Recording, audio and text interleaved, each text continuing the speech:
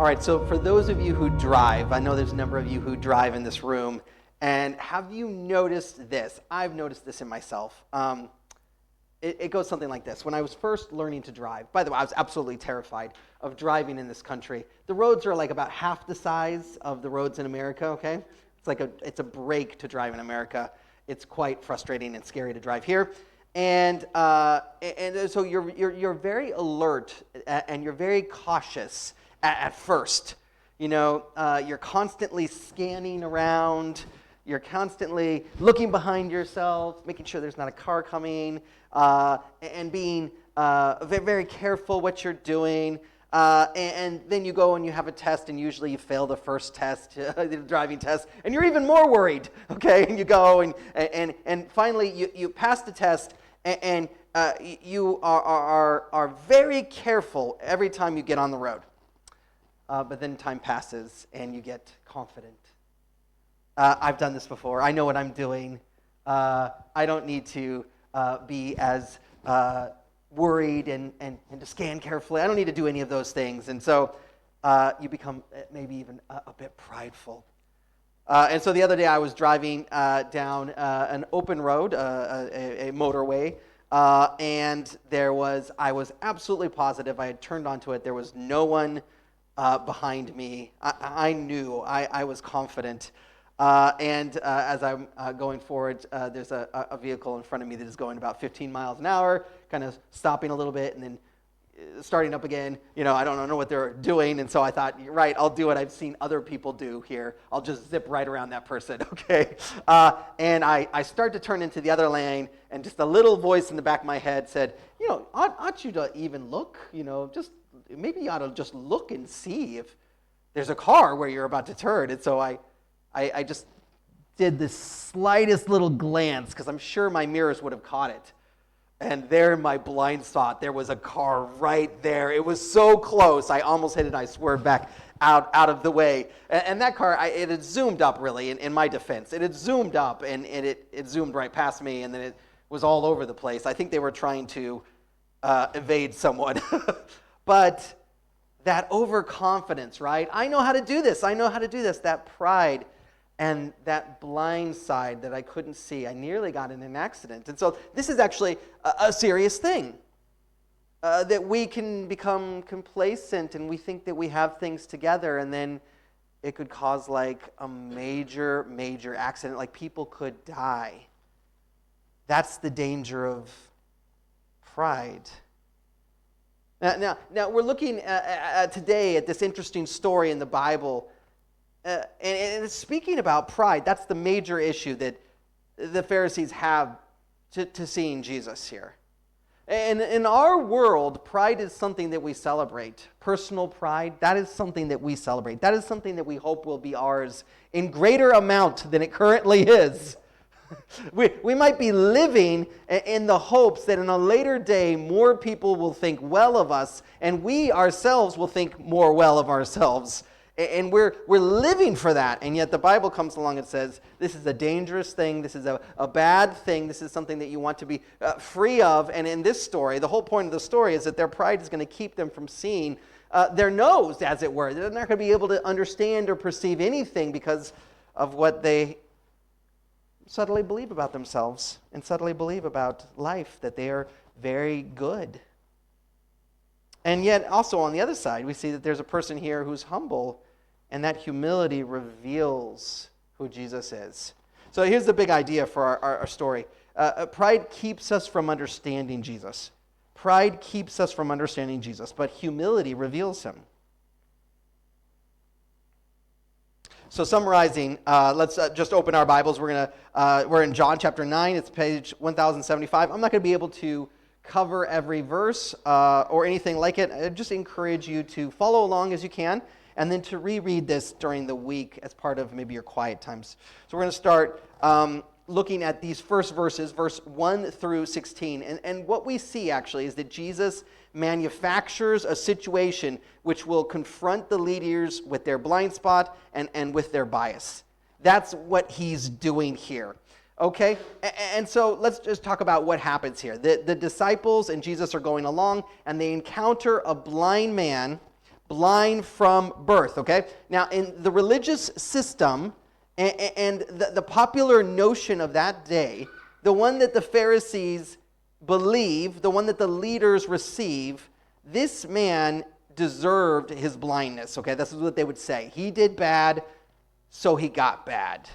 He was naughty, and so he got coal in his stocking for Christmas, as it were, okay? This notion, because they believed, their basic conception is they had this giant to-do list of rules.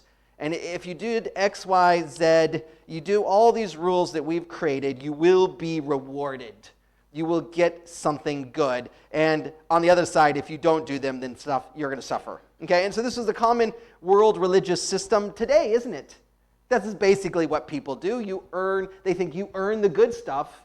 You do the right things, you're going to get something good out of it. It's not unlike karma, perhaps. I do some good, I get some good. Or the idea that, we can use our energies to bring us all these nice things. You do stuff, you get stuff. This is not in the Bible. Okay, this is not a Bible idea. There are many very, very large and wealthy churches that follow this exact idea. Following Jesus, they say, will make you healthy, wealthy, and wise, and you'll get the Maserati, and everything will be great. That's a lie. That's a lie. Christians do not deserve anything. They get grace. And God is also not our little genie in the bottle that we just, get him to do the things that we want. Well, so this world system, it seemed to work for them, but it really caused people who were suffering further abuse because now they're being blamed for the condition that they're in. That's a really sad thing, isn't it? They go to a person who's suffering and they say, you did this to yourself. Your own choices. It's compassionless. It's judgmental. It's nasty. We're tempted to live life by this principle as well, aren't we? Think about Trump. He almost got assassinated, right? What if he did? What if Trump got assassinated? There would be people that would say, God judged him. That's what they would say. Look, God got him. I mean, we're all tempted to think this. When something goes wrong with somebody, we're tempted to think, maybe they deserved it. Maybe God is giving them what's coming. The Bible would tell us to be cautious about thinking that sort of thing. Now, here it says that the blind man has been blind from birth, and the disciples believe this idea that the Pharisees are pitching. Just do a bunch of things, you'll be good, you'll be healthy. And so this brings up an interesting question for them. It's kind of a head-scratcher, Which was the naughty person here? Was it the parents, or is God proactively zapping this man because he knows what he's going to do later, so he's going to punish him before he's even born? And so we just really want to encourage you not to do this, not to judge people who are suffering, because we are received by grace. And often in the Bible, as we look at it, the holiest people, they suffer the most. That's what the book of Job says. Look what Jesus says, verse 3. Verse 3, Jesus speaks to the issue. He says, neither this man nor his parents sinned, but this happened so that the work of God might be displayed in him. As long as it is day, we must do the work of him who sent me. Night is coming when no one can work. While I'm in the world, I am the light of the world. So Jesus is going to give a reason for suffering. Actually, the reason for allowing suffering. God is going to allow suffering. Why does he allow suffering? And the answer is that through that suffering, Christ may be known.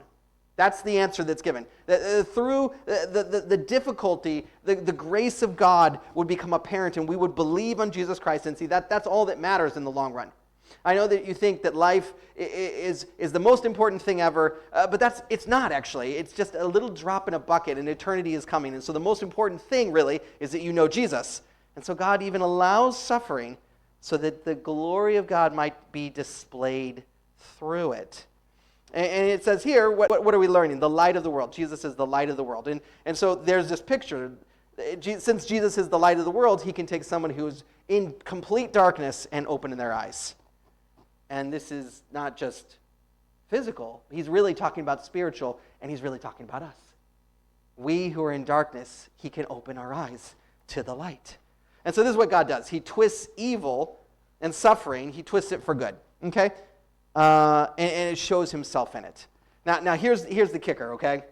He's now going to do this. He's going to now heal this person, but he's going to do it in such a way that it's going to cause a fight. And he's picking a fight, okay? So in verse 6 through 7, he heals the man, but he heals them in an odd way, okay? This is a really weird thing that Jesus does. Not normal at all. Normally Jesus says, be healed according to your faith, and then they're healed, okay? That's what he normally does. But here, he spits on the ground, right? And he makes some mud, and he applies it to the guy's eyes, and then he sends the guy quite a distance to wash. This is not normal. What is he doing? And we're told, verse 14, that all of this takes place on the Sabbath, and that's the clue. Okay. So now, in the Bible, there's just one rule on the Sabbath, and we talked about this in early December, actually. I think it was late November. We talked about the Sabbath and how it points to Christ. But when we looked at that, we talked about the one rule that God gives us in the Bible to do on the Sabbath is just do no work. Where work is your day job. The things that you do to survive. Don't do those things. So don't cook. That's part of surviving. Don't raise crops. That's part of surviving. Don't, if you are a tent maker, don't make tents on Sunday. Okay, that's the one rule. But in this religious system that the Pharisees have created, the do-good rules, they took this one rule and they added thousands of rules. Thousands and thousands of rules. You can not switch off the light, or you can switch off the light. You cannot hold something above your head, even if it's raining. No umbrella for you on Sabbath. They made tons and tons of rules. And so one of these rules was don't make clay. Don't make clay. So that's what Jesus did. Don't walk too far. Jesus sends him. Don't wash on the Sabbath for hygiene. Okay, they actually allowed you to wash in a mikvah if you were going to go to the temple or something else, but you couldn't just wash just to be clean. No, that's work. And so Jesus has just cut 3 of their rules, right, and thrown them on the floor, stamped on them, and said, do you want to fight? That's what he's doing. Let's have a go here. He's picking a fight. Now, why does Jesus do that? The reason is because this system that they've created isn't from God. And it's their glory, and it's their pride, and it's keeping them from seeing him. He's about to catch them in a little trick, and we're going to see that in a second. He's forcing the issue, front and center. This is what you've done, and it's keeping you from seeing things right, okay? So now let's see. The Pharisees now, they're going to begin to try to twist the situation and say, no, it doesn't look like what it is. It doesn't look like what this would normally mean. Okay, so when the man goes home, his friends are completely gobsmacked. They're flabbergasted to see him not begging. It's a beautiful scene, isn't it? And it's so unbelievable, they say, maybe you're not the guy we knew. And he's like, you know it's me. Good grief, you know it's me. And they're like, well, who healed you? And he goes, some guy named Jesus? I didn't see him or anything. And then they take him to a synagogue, to the leaders, to the Pharisees, and it's this joyous scene that suddenly turns dark. They bring to the religious authorities. How are the authorities going to see this wonderful news? Verse 16 here.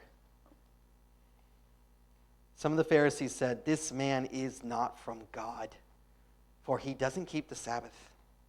But others asked, "How can a sinner perform such signs?" So they were divided. Suppose, I don't know if this has ever happened to you, where you're talking with somebody and then they decide that they want to try to convince somebody else to do something. And so they say, Tim and I were just talking and we both agree that we should do this. And you're like, hold on, I didn't say to do that. Why are you putting words in my mouth? That's like what they do here with God. I mean, they're like, God, he's breaking the Sabbath, and this is God's Sabbath. God is against him. He's not from God. And God's like, wait, hold on. You're not. Jesus isn't breaking my Sabbath. These aren't my rules he's breaking. You know, this is your. Don't lump me in with your lot. And so they're trying to corral God into their system, right? You're not just breaking our traditions. You're against God. that the Pharisees are in deep trouble here. Because in the Bible, no one ever caused somebody who's blind to see. That's not something that happened. And then as the scriptures go along, it talks about the Messiah. And it says the Messiah will open the eyes of the blind. This is a calling card for the Messiah. It says if somebody opens the eyes of the blind, that person is from God, and that person is the Messiah. And they're in deep, deep trouble now because he seems to have just snubbed their tradition, and God has approved of it. They're forced to deal with their blind spot. That was the idea here. They're in trouble. Okay. Pride keeps us from understanding Jesus, but humility reveals him. So now we see verses 18 through 34 now. This pride is going to progressively blind the Pharisees until they just can't see facts or reason at all. And humility is going to help the blind person progressively to know Jesus and to see who he really is, okay? So we have this weird dark turn in these verses here. This joyful scene is changed into an interrogation. That's what's going on. It goes from joy to an interrogation. There's these angry questions that are being directed toward this poor man who's blind. He doesn't even know, like, what did he do exactly? Well, he anointed my eyes. And, well, how did he open them? I don't know. What are you guys getting at here? There's something wrong with you. I'm just telling you what happened. It's just like this poor guy is being interrogated. They threaten his parents, verse 19. They threaten him, verse 24. They abuse him and curse him by God. That's what's really in those verses in verse 28 when it says they mistreated him. They abused and cursed him by God. And then verse 34, they revile him, they rebuke him, and they excommunicate him. They excommunicate him, which means they're saying, you cannot come to synagogue. You don't belong in God's people. And this would be something that people, all of his neighbors, all of his friends, even his parents, from that point on, they would say, we don't have anything to do with you. You've been excommunicated. See, these guys look like mobsters. That's what they look like, right? Mobsters don't care about the truth, do they? They just care about getting what they want. And that's what pride does to us. It makes us do awful things that we wish we hadn't done. We can't believe the things that we do for our arrogance. Have you ever found yourself lying because of pride? Why did I say those things? Because I wanted to look good. Wow, that's shocking that we would do that. You ever thought to yourself, I'll apologize, and you get to the moment and it won't come? It's pride. Pride makes us do really terrible things. It's not innocent. And here, they're just absolutely tearing into this poor guy for something wonderful that has happened to him. They're also delusional, okay? They're delusional. Everybody knows what has happened here. A miracle has occurred through the power of God. They cannot believe their eyes. It's absolutely a riot. The guy is brought before them, and they say, this man is born blind. It's all his friends. Yeah, here's Bob. Bob says he never could see, and now he can see. And you know what happens? They go, this is all a lie. You guys have concocted it. You guys came to us and lied to us. Let's go get his parents. And now they're like cross-examining the parents. That's not working out.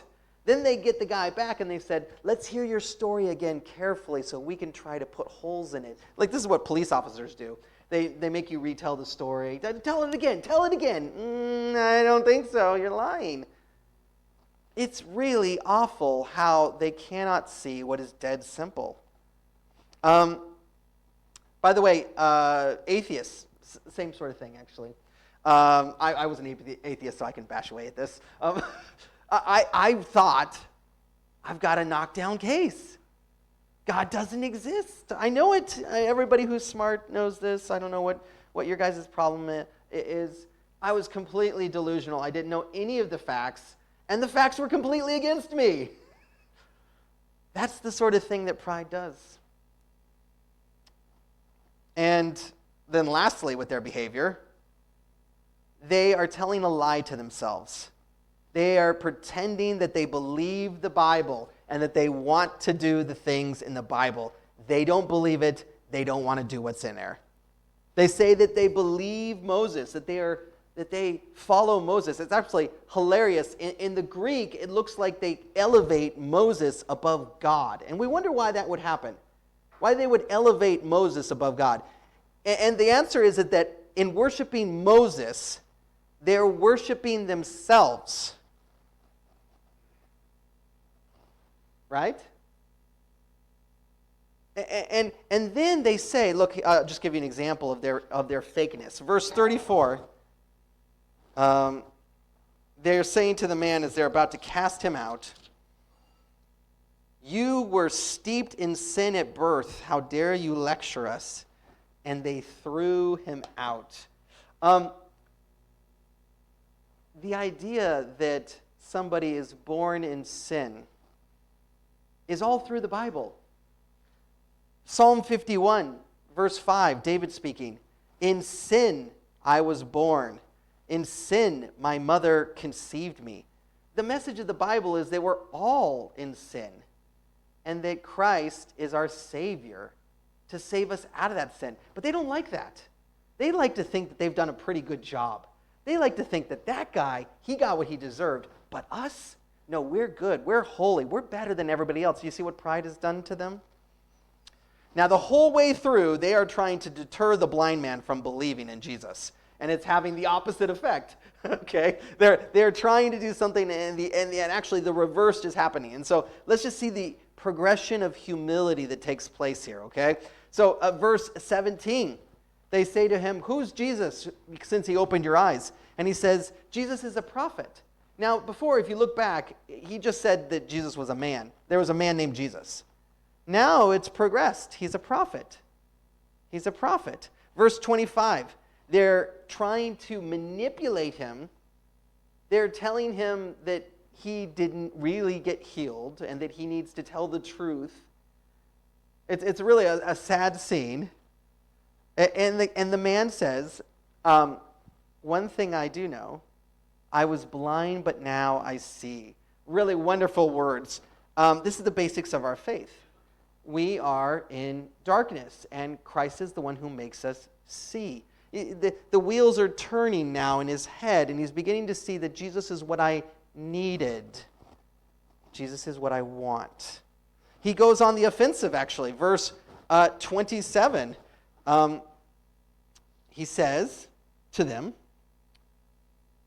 "I told you already, don't you, and you didn't listen. Why do you want to hear it again? Do you want to become his disciples too?" He's baiting them. He knows that that's going to set them off. He actually knows the whole game. He knows that they're jealous of Jesus and that they're wrong. Verse 30. This is just amazing what he comes to. The man answered, "This is remarkable. You don't know where he comes from, yet he opened my eyes. We know that God does not listen to sinners. He listens to the godly person who does his will. Nobody has ever heard of opening the eyes of a man born blind. If this man were not from God, he could do nothing." Do you know what this is? This is exactly what they should have thought. The blind man says, the one formerly blind says the thing that these intelligent, learned scholars should have immediately thought. He comes to it, they don't. What does he have? Now, this is a person who's never read a page of Scripture. This is a person who sat on the outside of the synagogue and begged money and was not allowed in. How did he come to this? What does he have that the Pharisees don't? Do you know what he has? It's actually what he doesn't have. He doesn't have pride. In his whole life, he's been told he's the least. And you know what? That serves him very well. Because in that place, he can see Jesus clearly. We need to realize that we can't see. We need to realize we need help. That's the very best thing that could happen for you. I can't do it. I am confused. Won't someone help me? And into view comes Jesus, the Savior. Pride keeps us from understanding Jesus, but humility reveals him. Last thing to note, this picture of the prideful being blinded by their pride and the humble seeing Jesus and coming to life, it's a universal principle. It will apply to every single person in this room. That's how it's going to work, okay? And this is what we see in verses 35 through 41. This is how our passage ends. So the formerly blind man, he now sees the truth, okay? Now Jesus helps him to see. Jesus appears to him and he says, do you believe in the Son of Man? This is a wonderful moment, by the way, when he sees Jesus, okay? And he connects the voice with the one who's healed him, okay? He's been put out of the synagogue, and he says, well, who is the Son of Man? Just so you guys know, the word Son of Man, that's the terminology for the Messiah. So do you believe in the Messiah, says Jesus. And he says, well, who's the Messiah? Who's the Son of Man? And Jesus says, you have both seen him, and now he's seen him for the first time, hasn't he? And heard him, and he's the one speaking to you. And he worships him. He falls down at his feet and he worships him. Just so you know, this is the Bible's way of saying that Jesus is God. Because the only person that you're allowed to worship in the Bible is God. And so if this man is worshiping Jesus, that's the Bible's way of telling you. It tells you in other ways. That's the Bible's way of telling you this man is God with us, okay? Jesus is God with us. And I want you to see what has happened. He's just been kicked out of the synagogue, but now he's found a church. He's worshiping the Lord. He's going after the Messiah. He has a new community. Meanwhile, we have the Pharisees, and they're getting more and more and more stubborn. And they overhear this whole thing, and they say, we're not blind. We see. And Jesus says to them, because you insist that you see, you cannot get help. Your sins remain. You can't get to where you know you need to go. And I think we've talked about this. We all understand this, is that God doesn't help us with things that we're not willing to say are a problem and that we have. God doesn't help us with an issue that we're not willing to countenance to him. If somebody has a problem, say they're drinking too much, they don't get help until they say, I have a problem. I need help. And neither do the Pharisees, because they don't have an issue, and so they cannot come to Jesus. I want you to see verse 39, kind of summing up what happens to each of us. And then we'll pull some conclusions out really quick. Jesus said, for judgment I have come into this world, so that the blind will see, and those who will see will become blind. So when Jesus comes, when he appears, those who say, I cannot see, say, glorious light, there is the Messiah, and they come and they live. And then on the other hand, those who say, I already see, I don't need to see, they end up just becoming more and more closed. They can't see anything. And so Jesus divides people, and the division is over pride versus humility. And so how do we benefit from this sermon? Well, I think what we ought to do is pray that God helps us to see our need, that we would become humble people, that we would accept Jesus' help, that we would accept who he is, that we would not say, I have things well enough in hand. In our hearts, we would cry out, I am blind, help me see. And he'll answer that prayer. Will you pray it? Let's